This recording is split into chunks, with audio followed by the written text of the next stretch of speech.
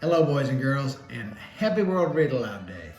I'm so happy to be joining you today on this World Read Aloud Day to share with you a book. And the book I've selected is The Runaway Wok, and it is written by Ying, Chang, Compestine and illustrated by Serra. I've chosen this book for World Read Aloud Day because, as you know, coming soon is Chinese New Year. And as we get ready to celebrate that, this book is about Chinese New Year. And I hope you enjoy it. The Runaway Wok by Ying, Chang, Compestine and illustrated by Sebastia, Serra. One Chinese New Year's Eve, a poor couple sent their son, Ming, to the market. "Trade these last few eggs for a bag of rice," said Mama Zhang. "Then we can make some stir-fried rice to share with the neighbors." "It won't be much of a celebration again this year," Papa Zhang said with a sigh. "You'd think that by working for Mr. Li, the richest man in Beijing, we would have enough to invite everyone over for the New Year's feast." Ming hurried off, eager to do his mother's bidding. It saddened him to see his hard-working parents being cheated by the greedy Mr. Li. As he walked, he daydreamed about what a real feast would be like and how nice it would be to have just one new toy to share with his friends. A small old man stopped Ming near the market. "Hello, son. I see you have some eggs there. I will trade you this wok for them." "No," said Ming, "I need rice. Besides, your wok is rusted and has no handle." Just then the wok sang out, "Boy, boy, trade for me. I am worth more than what you see." Ming had never heard a wok sing. He thought, "This wok is magic. If it can sing, it must be able to do other amazing things." So he made the trade. The old man sauntered off, chuckling happily to himself. Ming's mother wasn't happy. "Why did you trade for this battered old wok? What are we going to cook in it?" Before Ming could answer, the wok sang out, "Mother, make me shine so bright, and you shall have food to share tonight." "See, Mama," said Ming, "it's a special wok." "Let's do what it says," said Papa Zhang. "We're all hungry." So Mama Zhang washed and polished the wok until it sparkled. Then she set it on the table. To their surprise, it rolled off the table and out the door. "Where are you going?" cried Mama Zhang. "Skippity-hoppity-ho, to the rich man's wife I go," sang the wok, and it briskly hopped down the road. The wok skipped all the way to the Li kitchen. Mrs. Li was overseeing the servants prepare the New Year's feast for the family. The Li's never shared their food with anyone. The wok plopped down on the counter. "Where did this come from?" asked Mrs. Li. No one knew. "Well, put it to good use," she ordered. "It will make a nice serving bowl." So the servants put in the wok festive stir-fried rice, pork dumplings, kung pao chicken, steamed buns, and walnut shrimp. There was still room for more.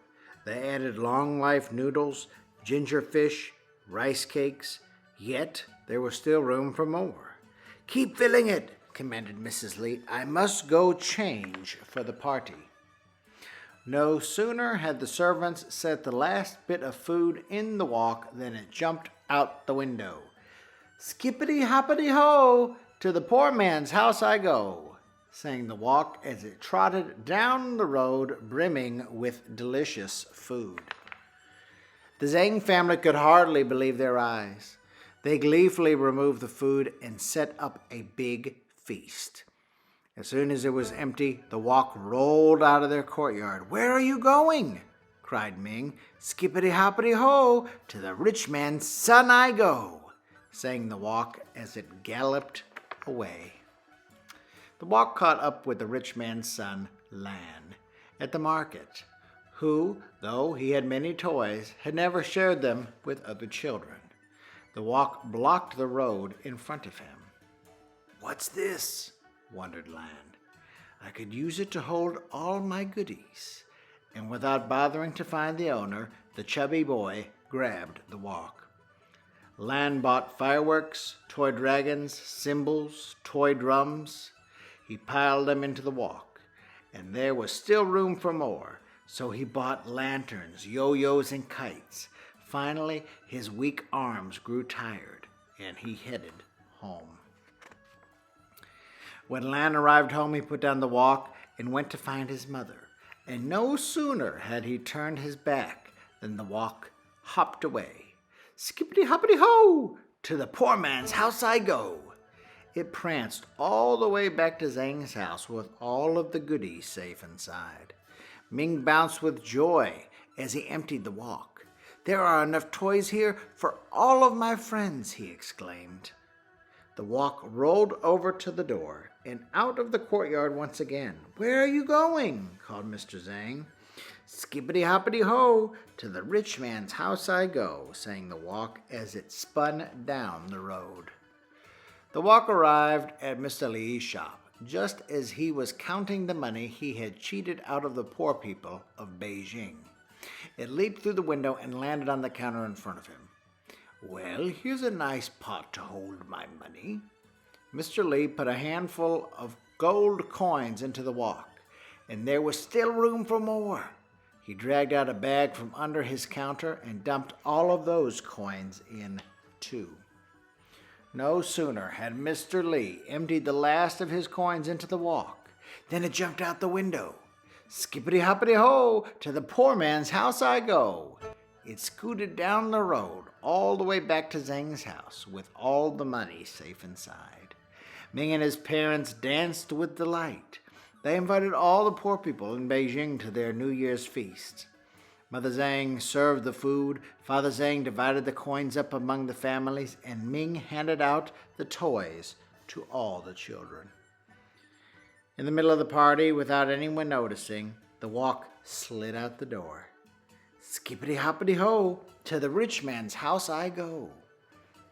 It hopped to the Li's house, where the father and mother and their spoiled son were weeping and wailing and blaming each other for their misfortune. When they saw the walk, they jumped up. "There's the walk that took all of our food," cried Mrs. Li.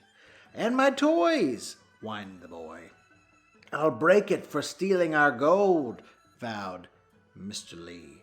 The walk sang out, "I dare you three to try and catch me." The Li family chased after the walk. Chubby Lan couldn't make it very far without losing his breath, and Mrs. Li had trouble running in her fancy shoes. But Mr. Li finally caught up with it. To stop the walk, he jumped inside, pressing it to the ground. "Now I've got you," he growled.